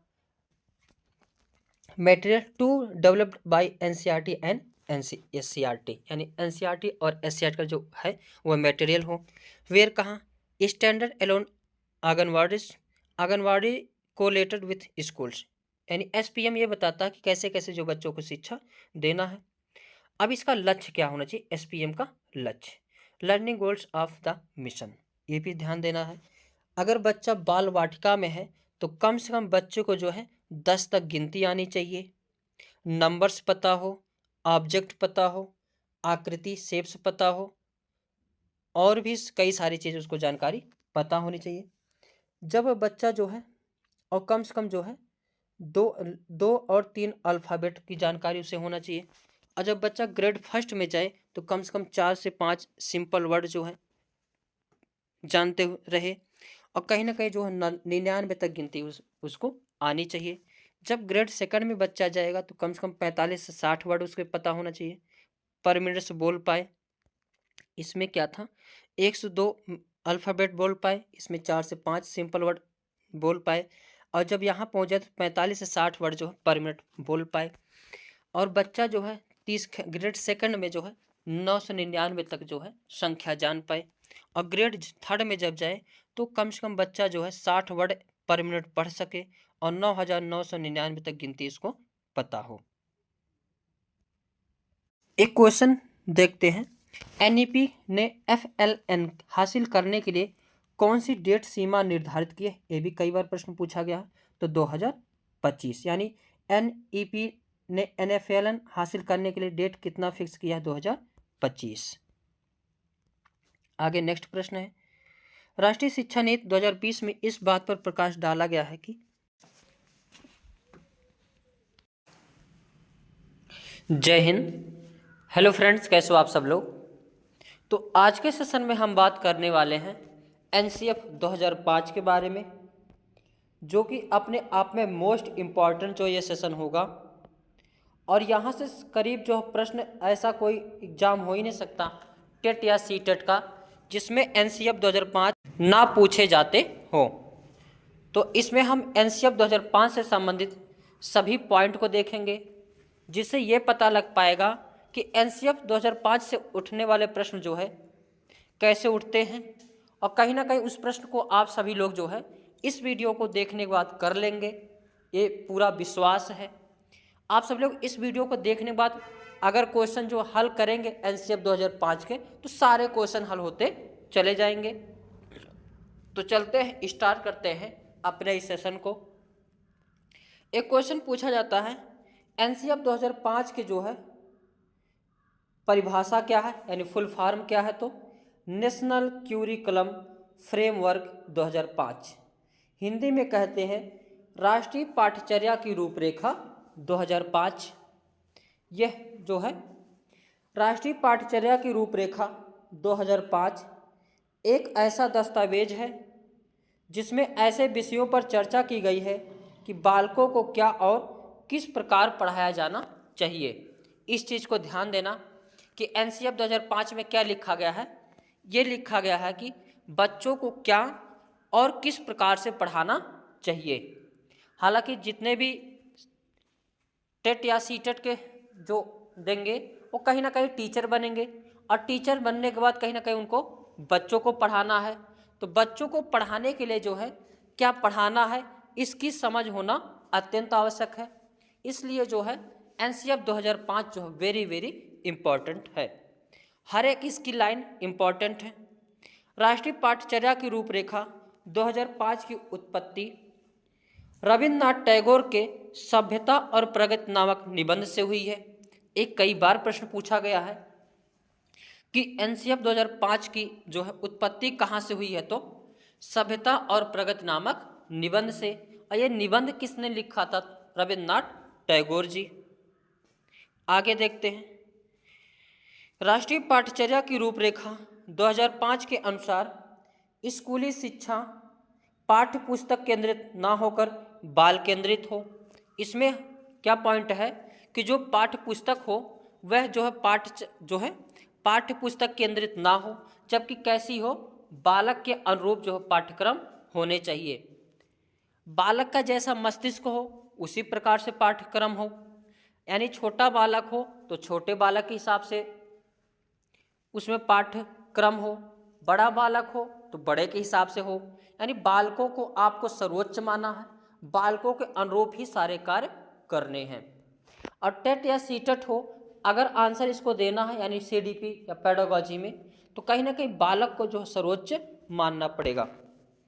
राष्ट्रीय पाठ्यचर्या की रूपरेखा 2005 का अनुवाद संविधान की 8वीं अनुसूची में दी गई सभी भाषाओं में की गई है। ये भी प्रश्न पूछा गया है कि एनसीएफ 2005 का जो है कितनी भाषाओं में इसका अनुवाद किया गया है, तो पूरे 22 भाषाओं में। क्योंकि संविधान के में कितने भाषा का वर्णन है, तो 22 भाषा का। इसके अलावा इंग्लिश का भी जो है इसमें बात की गई, यानी 23 भाषाओं में इसका जो है अनुवाद किया गया है। एनसीएफ 2005 को प्रोफेसर एस पाल की अध्यक्षता में तैयार किया गया था। तो प्रश्न ये भी पूछ लेता है कि एनसीएफ 2005 की जो है इसकी अध्यक्षता किसने की थी, तो प्रोफेसर एस पाल। अब देखते हैं राष्ट्रीय पाठ्यचर्या की रूपरेखा 2005 के मार्गदर्शी सिद्धांत। इसको वेरी वेरी इंपॉर्टेंट लगाइए सभी लोग। पहला पॉइंट इसमें क्या है, स्कूल ज्ञान को स्कूल के बाहरी जीवन से जोड़ा जाए, यानी जो भी बच्चों को पढ़ाना लिखाना है उन सभी को बाहरी जीवन से जोड़ा जाए। ये बातें एनसीएफ 2005 लिखता है, कहता है। और जो भी कार्य करना है कहीं ना कहीं एनसीएफ 2005 के अनुसार करना है। जैसे अगर बच्चा जो घर पे रहता है तो भी जोड़ घटाना गुणा भाग यूज करता रहता है, टॉफ़ी बिस्कुट सामान खरीदना। तो शिक्षा ऐसी होनी चाहिए कि उसके बाहरी जीवन से भी संबंधित हो, ऐसा ना हो कि केवल किताबी भाषा हो। दूसरा पॉइंट क्या है, पढ़ाई को रटंत प्रणाली से मुक्त किया जाए, यानी जो पढ़ाने की प्रक्रिया है रटाने के पर जोर ना दिया जाए, ये एनसीएफ 2005 कहता है। अगर देखेंगे बचपन में जब पढ़ते थे तो कहीं ना कहीं पहाड़ा को रटाया जाता था, दो दो, दो दूना चार, दो तिया छः, दो चौके आठ, ऐसे कहीं ना कहीं छोटा बड़ा को रटाया जाता था, यानी हर चीज़ जो है रटाया जाता था। अब एनसीएफ 2005 कहता है कि रटाना नहीं है बल्कि उसको समझाना है। पाठ्यचर्या पाठ्य पुस्तक केंद्रित ना हो। तीसरा पॉइंट क्या है कि जो पाठ्यचर्या हो और पाठ्य पुस्तक केंद्रित ना हो बल्कि बाल केंद्रित हो, यानी बालक के अनुरूप हो, जैसी बालक की क्षमता हो वैसे ही पाठ्यक्रम जो है होना चाहिए। विद्यालय में दी जाने वाली शिक्षा को विभिन्न प्रकार की गतिविधियों से जोड़ा जाए, यानी जो विद्यालय में शिक्षा दी जाती है वो केवल शिक्षा नहीं होनी चाहिए बल्कि जो विभिन्न गतिविधि है उसके अनुरूप जो उसे जोड़ना चाहिए। जैसे अगर किसी भी बालक को मैथ पढ़ाया जा रहा है तो मैथ ऐसा पढ़ाया जाए कि वो घर पे जाए टॉफ़ी बिस्कुट वगैरह खरीदे, उसमें भी उसका यूज हो। कोई भी शिक्षा हो सामाजिक रूप से होनी चाहिए, यानी समाज में अगर वह स्कूल से घर जाए समाज में रहे तो कहीं ना कहीं वो समाज में जो है रह सके। आगे पॉइंट है राष्ट्रीय मूल्यों के प्रति आस्थावान विद्यार्थी तैयार किए जाए, यानी स्कूल का जो कैरिकुलम हो पाठचर्या हो उसमें कहीं ना कहीं जो है आस्थावान विद्यार्थी तैयार करने की भावना हो, देश के प्रति लगाव हो, जो हमारे जो है जैसे भगत सिंह, गांधी जी, इन सब के प्रति लगाव हो, ये भावना होना चाहिए। आगे नेशनल क्यूरिकुलम फ्रेमवर्क 2005 का निर्माण एनसीईआरटी द्वारा किया गया था। ये भी प्रश्न पूछा जाता है कि एनसीएफ 2005 का निर्माण किसके द्वारा किया गया, तो एनसीईआरटी द्वारा किया गया एवं इसको पूर्ण करने का कार्य निर्देशक प्रोफेसर कृष्ण कुमार के नेतृत्व में किया गया। यानी इसको पूर्ण कैसे किया गया, किसने इसे पूर्ण किया, तो प्रोफेसर कृष्ण कुमार के नेतृत्व में किया गया। इसका प्रमुख लक्ष्य क्या था, आत्मज्ञान। वेरी वेरी इंपॉर्टेंट लगाइए कि एनसीएफ 2005 का लक्ष्य क्या है, तो आत्मज्ञान, अर्थात विद्यार्थियों को अलग अलग अनुभवों का अवसर देकर उन्हें स्वयं ज्ञान की प्राप्ति करनी होती है।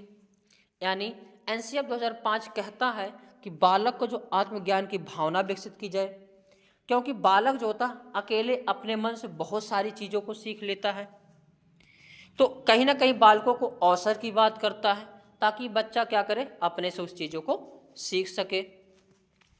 आगे राष्ट्रीय पाठचर्या की रूपरेखा 2005 के अनुसार हर विद्यार्थी अपनी क्षमता और कौशल, यानी हर विद्यार्थी की अपनी क्षमता और कौशल होते हैं, यानी हर बच्चों में अपनी क्षमता एक पाई जाती है, एक कहीं ना कहीं एक क्वालिटी पाई जाती है, कौशल पाया जाता है। किसी किसी बच्चों को देखोगे कला में बहुत तेज होता है, कोई बच्चा मैथ में बहुत तेज होता है, किसी बच्चे का इंग्लिश बहुत तेज होता है, तो कहीं ना कहीं बच्चे में एक क्वालिटी जो कूटकर भरी होती है, तो विद्यार्थियों को उससे व्यक्त करने का मौका प्रदान किया जाए, तो उसके अंदर जो भी क्वालिटी है उसे व्यक्त करने का जो उसे मौका दिया जाए। अगर मूवी देखे होंगे 3 इडियट की, तो उसमें भली भांति इसको दिखाया गया। हालांकि आमिर खान की जो मूवी होती है कहीं ना कहीं बेस्ट होती, अच्छी होती है। आगे राष्ट्रीय पाठ्यचर्या की रूपरेखा 2005 के अनुसार विद्यार्थी की अपनी क्षमता और कौशल होते हैं, ये देख लिया। एनसीएफ 2005 का प्रमुख सूत्र क्या है, एक कई बार प्रश्न पूछा गया है कि इसका सूत्र क्या है। वेरी वेरी इंपॉर्टेंट है एनसीएफ 2005 का सूत्र। तो इसका सूत्र क्या है, बिना भार के अधिगम, यानी लर्निंग विदाउट बर्डन। जबकि बहुत पहले अगर देखेंगे बालक की जो छोटे बच्चों की जो बैग होती थी बहुत भारी भारी होती थी, तो उसको जो है क्या किया जाएगा, एनसीएफ 2005 बोला कि बिना भार के अधिगम, यानी बच्चों को अधिगम कराना है लेकिन कोई बर्डन या भार नहीं देना है। आगे देखेंगे राष्ट्रीय पाठ्यचर्या की रूपरेखा 2005 के प्रमुख सुझाव। वेरी वेरी इंपॉर्टेंट ये भी है, इसमें जितने भी पॉइंट है बहुत ही सिलेक्टेड पॉइंट है, इस चीज़ को ध्यान रखना। बालक सक्रिय है, यानी एनसीएफ 2005 क्या कहता है कि बालक सक्रिय है, जो स्वयं से जाने और सीखने और नई चीज़ों को आजमाए, जोड़ तोड़ करे, गलतियां करे और स्वयं सुधार करे। इसमें बालक को सक्रिय माना गया है। हमेशा बालक को कैसा मानना है? सक्रिय ही मानना है। और बच्चे सक्रिय होते और अपने से किसी भी चीज़ को जोड़ सकते हैं, तोड़ सकते हैं, बना सकते हैं, बिगाड़ सकते हैं। ये इसमें जो है क्वालिटी जो है पाई जाती है। तो बच्चों को बिल्कुल फ्री छोड़ना है, अपने से जोड़ तोड़ करे, सीखे। सीखना सक्रिय व सामाजिक गतिविधि है। एनसीएफ 2005 मानता है कि जो सीखना है वह कैसा है? सीखना सक्रिय है, वह सामाजिक गतिविधि है। अगला पॉइंट, सीखने में यांत्रिकता यानी बार बार नहीं होनी चाहिए। इससे यह बताया गया है कि सिखाते समय यानी कोई भी चीज़ को जो है बार बार नहीं सिखाना, एक ही चीज़ को बार बार नहीं सिखाना, हर बार कुछ ना कुछ नया चीज़ सिखाना, अलग सिखाना है। क्योंकि हर बार एक ही चीज़ सिखाने से जो है बच्चे की जो है रुचि घट जाती है, जिससे बालक उस चीज़ को सीखने में उनका मन नहीं लगता। सीखने को डर और अनुशासन की जगह आनंद एवं संतोष से जोड़ा जाए। यानी जो कुछ सिखाया जाता है डर से नहीं सिखाना, बल्कि आनंद से सिखाना है, संतोष से सिखाना है। ये कौन बताता है? एनसीएफ 2005। बालक को स्कूल, घर, समुदाय आदि सभी जगह महत्वपूर्ण माना जाए और उसकी भाषा, संस्कृति को भी सम्मान दिया जाए। यानी बालक को हर जगह कैसा मानना है? सक्रिय मानना है। चाहे स्कूल हो, चाहे घर हो, चाहे समुदाय हो, सभी जगह इसको महत्वपूर्ण मानना है, डांटना नहीं है। और उसकी जो भाषा, संस्कृति है उसको सम्मान दिया जाए। यहाँ तक बात किया गया है कि एनसीएफ 2005 के अनुसार जो है कक्षा 5वीं क्लास तक जो है शिक्षा किस रूप में होनी चाहिए? तो मातृभाषा में होनी चाहिए। प्राथमिक स्तर पर पाठ्यचर्या की सभी गतिविधियों में भाषा व गणित का महत्वपूर्ण स्थान माना गया है। तो प्राथमिक स्तर जो है उसकी पाठ्यचर्या में गणित, भाषा और गणित को जरूर हो, अनिवार्य हो, इसको महत्वपूर्ण माना गया है। बहुभाषी कक्षा शिक्षण तीव्र भाषाओं की वकालत करता है। ये प्रश्न कई बार पूछा गया है कि त्रिभाषा की वकालत कौन करता है? तो एनसीएफ 2005 3 भाषाओं के बारे में बताता है। एक उसकी मातृभाषा हो, एक हिंदी, इंग्लिश कोई भी हो, और एक और भी कोई भाषा हो। और बहुभाषिक शिक्षण कक्षा की व्यवस्था करता है। यानी एक ऐसे क्लास का इन्वायरमेंट बनाया जाए जिसमें बहुत सारे भाषा के बच्चे हों, क्योंकि एक दूसरे से इंटरेक्ट करके अगर सीखेंगे तो कहीं ना कहीं जो है कई सारी भाषाओं पर जो उनकी पकड़ होगी। आगे एनसीएफ 2005 के अनुसार 4 कौशल हैं। कितने कौशल? वेरी वेरी इंपॉर्टेंट लगाइए, 4 कौशल हैं। एक कई बार पूछा गया है कि शिक्षण में कितने कौशल होते हैं? तो 4 कौशल होते हैं। कौन कौन सा? सुनना, बोलना, पढ़ना और लिखना। इसमें 2 ग्रहण वाले होते हैं और 2 जो अपनी भावनाओं को व्यक्त करने वाले होते हैं। जैसे सुनकर और पढ़कर किसी भी चीज़ को हम ग्रहण करते हैं तो इसे क्या कहते हैं? ग्रहणात्मक कौशल कहते हैं। और किसी भी चीज़ को जो है बोलकर और लिखकर उस भावनाओं को व्यक्त करते हैं तो ये 2 क्या होते हैं? अभिव्यक्तात्मक कौशल होते हैं। ये प्रश्न पूछा जाता है निम्न में से कौन से जो है अभिव्यक्तात्मक कौशल हैं? तो बोलना और लिखना। और कौन से 2 जो ग्रहणात्मक कौशल हैं? तो पढ़ना और सुनना। एनसीएफ 2005 जो है आकलन व मूल्यांकन कैसे हो? सीसीई पर आधारित हो, यानी सीसीई की वकालत करता है। यानी कंटिन्यूअस जो है कम्प्रिहेंसिव इवैल्यूएशन की बात करता है। यानी जो है जितना चीज़ें पढ़ाया जाए उसका जो है क्या किया जाए? मूल्यांकन किया जाए, जिससे बच्चों में अगर कोई गड़बड़ी आती है उसको वहीं पर क्या किया जाए? निदान किया जाए। रचनात्मक आकलन की बातें करता है। रचनात्मक आकलन वह आकलन होता है जिसमें बच्चा जो है, जैसे हम अगर पढ़ा रहे हैं, इसमें लाइव क्लास ले रहे हैं, तो वहाँ से जो प्रश्न बच्चा पूछेगा उसका मैं तुरंत आंसर दूंगा। लेकिन अगर यही कुछ समय बाद मैं वीडियो को अपलोड कर दूंगा फिर आप सभी लोग प्रश्न करते रहेंगे, लेकिन मैं उसका उत्तर नहीं दूंगा। तो जब डायरेक्ट प्रश्नों का आदान प्रदान होता है, उत्तर मिलता है, यानी लाइव क्लास चलती है, तो यह क्या होता है, रचनात्मक आकलन यानी फॉर्मेटिव असेसमेंट होता है। लेकिन जैसे वीडियो मैं अपलोड कर दूंगा, फिर आप सभी लोग मैसेज करोगे, पता नहीं कब तक मैं रिप्लाई दूंगा, तो वहाँ पे क्या होगा, समेटिव असेसमेंट होता है। फॉर्मेटिव असेसमेंट यानी रचनात्मक आकलन को जो है पॉजिटिव माना जाता है, जबकि समेटिव असेसमेंट को जो है निगेटिव माना जाता है। अब जो रचनात्मक आकलन होता है, जैसे क्लास अगर चलती रहती है तो बच्चा उसमें कुछ पूछता, तुरंत जो है टीचर जवाब दे देता है, सही या गलत, या उसके बारे में समझा देता है। यह आकलन कौन सा होता है, रचनात्मक आकलन। लेकिन साल भर के अंत में जो परीक्षा होता है, या तिमाही परीक्षा या छमाही परीक्षा जो होता है, वह कौन सा आकलन होता है, समेटिव असेसमेंट होता है, यानी जो है सालीना वाला होता है। इसको क्या माना जाता है, निगेटिव। आगे निदानात्मक आकलन की बातें करता है।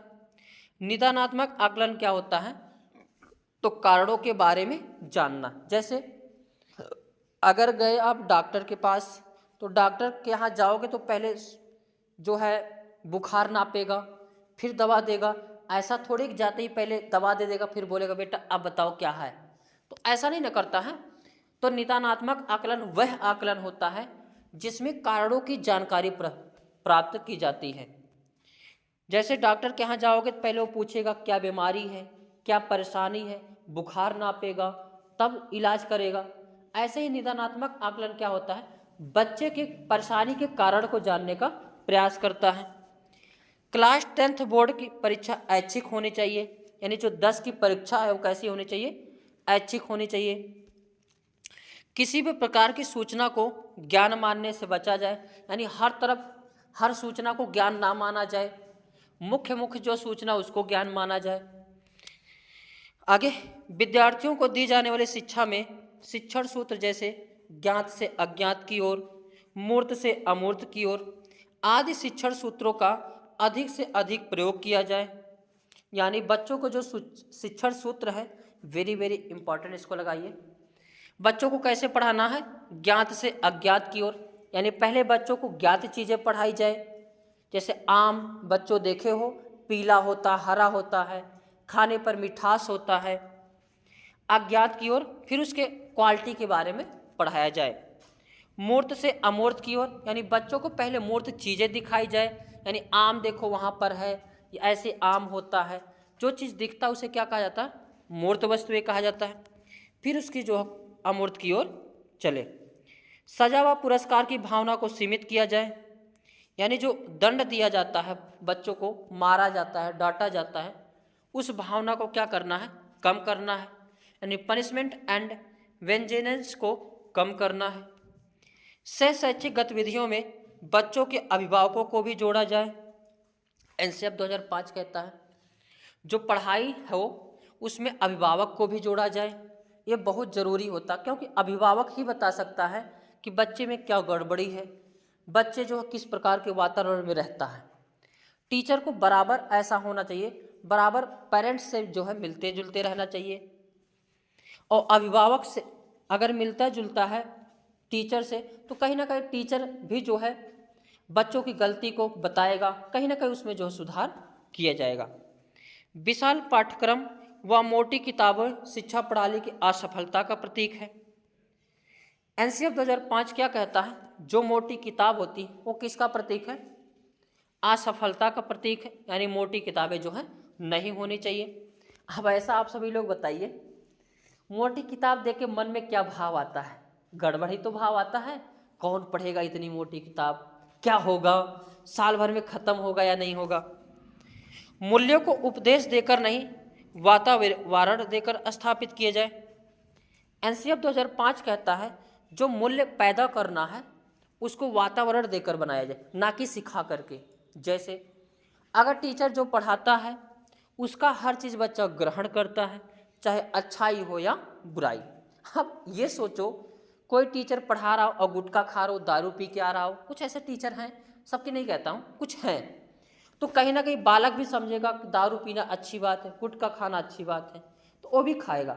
तो जो नैतिक मूल्य है उसको वातावरण देके जो है देना है, ना कि जो है लेक्चर देके। आगे, बच्चों को स्कूल के बाहरी जीवन से तनाव मुक्त वातावरण प्रदान करना, यानी बच्चों को जबरदस्ती नहीं पढ़ाना या तनाव में रखकर नहीं पढ़ाना है या टेंशन नहीं देना, ना कि बच्चों को धौंस देना है कि पढ़ लो नहीं तो फेल हो जाओगे, पढ़ लो नहीं तो बहुत मारेंगे, ऐसा डर की भावना नहीं करना है। पुस्तकालय में बच्चों को स्वयं पुस्तक चुनने का अवसर दें, ये वेरी वेरी इंपॉर्टेंट है कि बच्चों को अपने हिसाब से पुस्तक जो है चुनने का अवसर दे, ना कि ज़बरदस्ती चुनने दे कि तुमको यही पढ़ना तो यही पढ़ना, ऐसा नहीं। बच्चों को क्या करना, फ्री छोड़ देना है, तुम्हारी मर्जी, जो मन करे तुम वो पुस्तक पढ़ो। सांस्कृतिक कार्यक्रमों में मनोरंजन के स्थान पर सौंदर्य बोध को बढ़ावा दें, यानी जो सांस्कृतिक कार्यक्रम यानी फंक्शन वगैरह जो होते हैं उसमें कहीं ना कहीं जो है मनोरंजन को ना लेकर के बल्कि सौंदर्य बोध को बढ़ावा दिया जाए, एनसीएफ 2005 कहता है। शिक्षकों को अकादमिक संसाधन व नवाचार आदि समय पर पहुंचाया जाए। अभी समय जैसे कंप्यूटर का ज़माना है, इलेक्ट्रिक चीज़ों का ज़माना है, तो अगर वही व्हाइट बोर्ड पे लिखेंगे तो कहीं ना कहीं अच्छा नहीं है।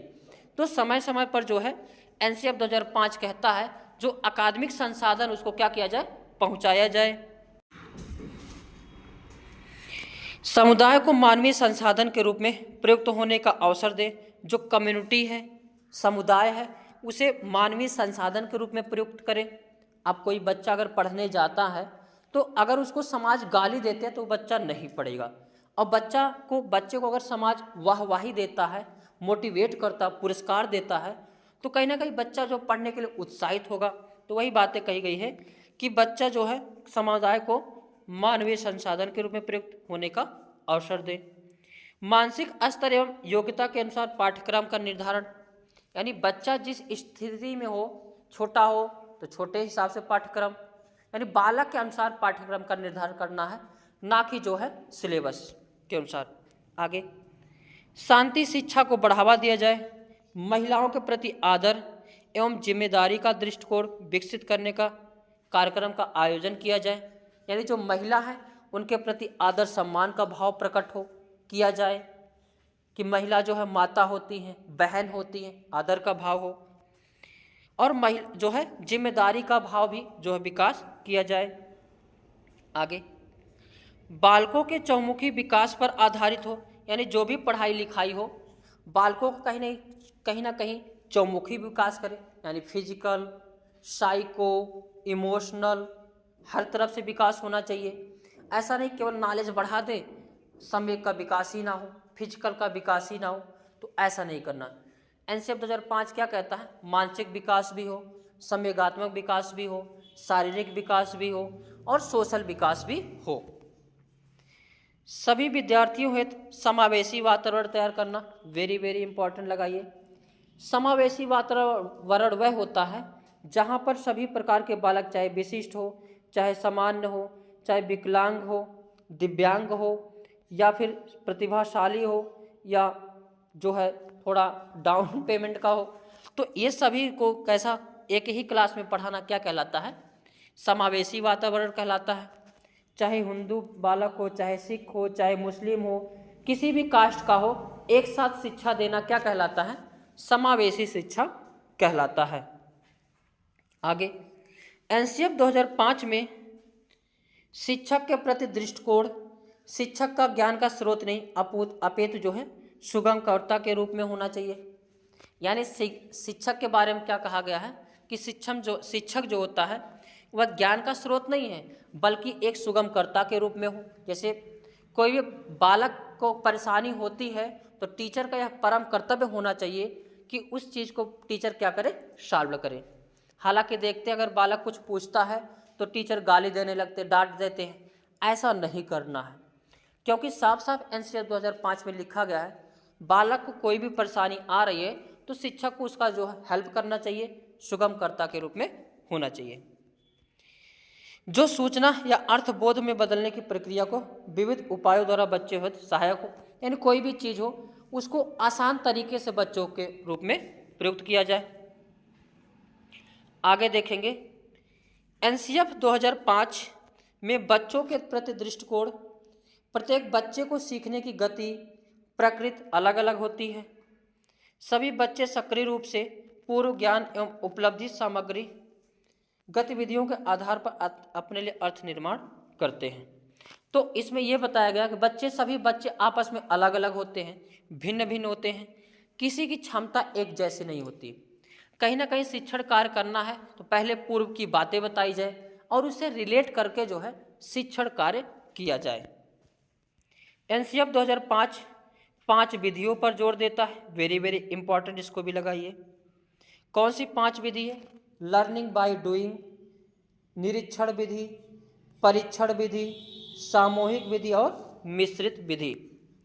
करके सीखना मतलब बच्चे को जो कुछ भी सीखना है करके सीखे, इसीलिए प्रोजेक्ट वगैरह दिए जाते हैं ताकि बच्चा उस पर कार्य करेगा तो कुछ ना कुछ क्या करेगा, सीखेगा। निरीक्षण विधि यानी बच्चे को कुछ भी दिया जाए, बच्चे को निरीक्षण विधि किया जाए, यानी बच्चा जो निरीक्षण करके सीखे। परीक्षण विधि, परीक्षण करके सीखे, प्रयोगशाला में सीखे। सामूहिक विधि यानी समूह में रह करके सीखे, एक साथ कई सारे दोस्तों को साथ मिलकर सीखे। मिश्रित विधि, सभी को यानी हर प्रकार की विधि का प्रयोग करके बच्चों को सिखाना, चाहे जैसे भी बच्चा क्या हो, सीखना चाहिए। आगे राष्ट्रीय पाठ्यचर्या की रूपरेखा 2005 से संबंधित महत्वपूर्ण प्रश्न। ये प्रश्न कई बार पूछा गया है कि राष्ट्रीय पाठ्यचर्या की रूपरेखा 2005 में किसकी समझ प्राप्त होती है? तो रचनावाद की यानी कंस्ट्रक्टिविज्म की होती है। और राष्ट्रीय पाठ्यचर्या की रूपरेखा 2005 के अनुसार शिक्षक की भूमिका कैसी होनी चाहिए? तो एक सुविधादाता के रूप में होनी चाहिए, फैसिलिटर के रूप में होनी चाहिए, कि बच्चा अगर कहीं भी अटकता है, कहीं भी फंसता है, कहीं भी क्वेश्चन में दिक्कत होती है, तत्काल जो है टीचर उसको क्या करे, उसके प्रॉब्लम को सॉल्व करे, कहीं ना कहीं उसकी हर चीज़ में जो है हेल्प करे। एनसीएफ का फुल फॉर्म, ये भी प्रश्न पूछा गया है। तो एनसीएफ का फुल फॉर्म क्या होता है? National curriculum framework.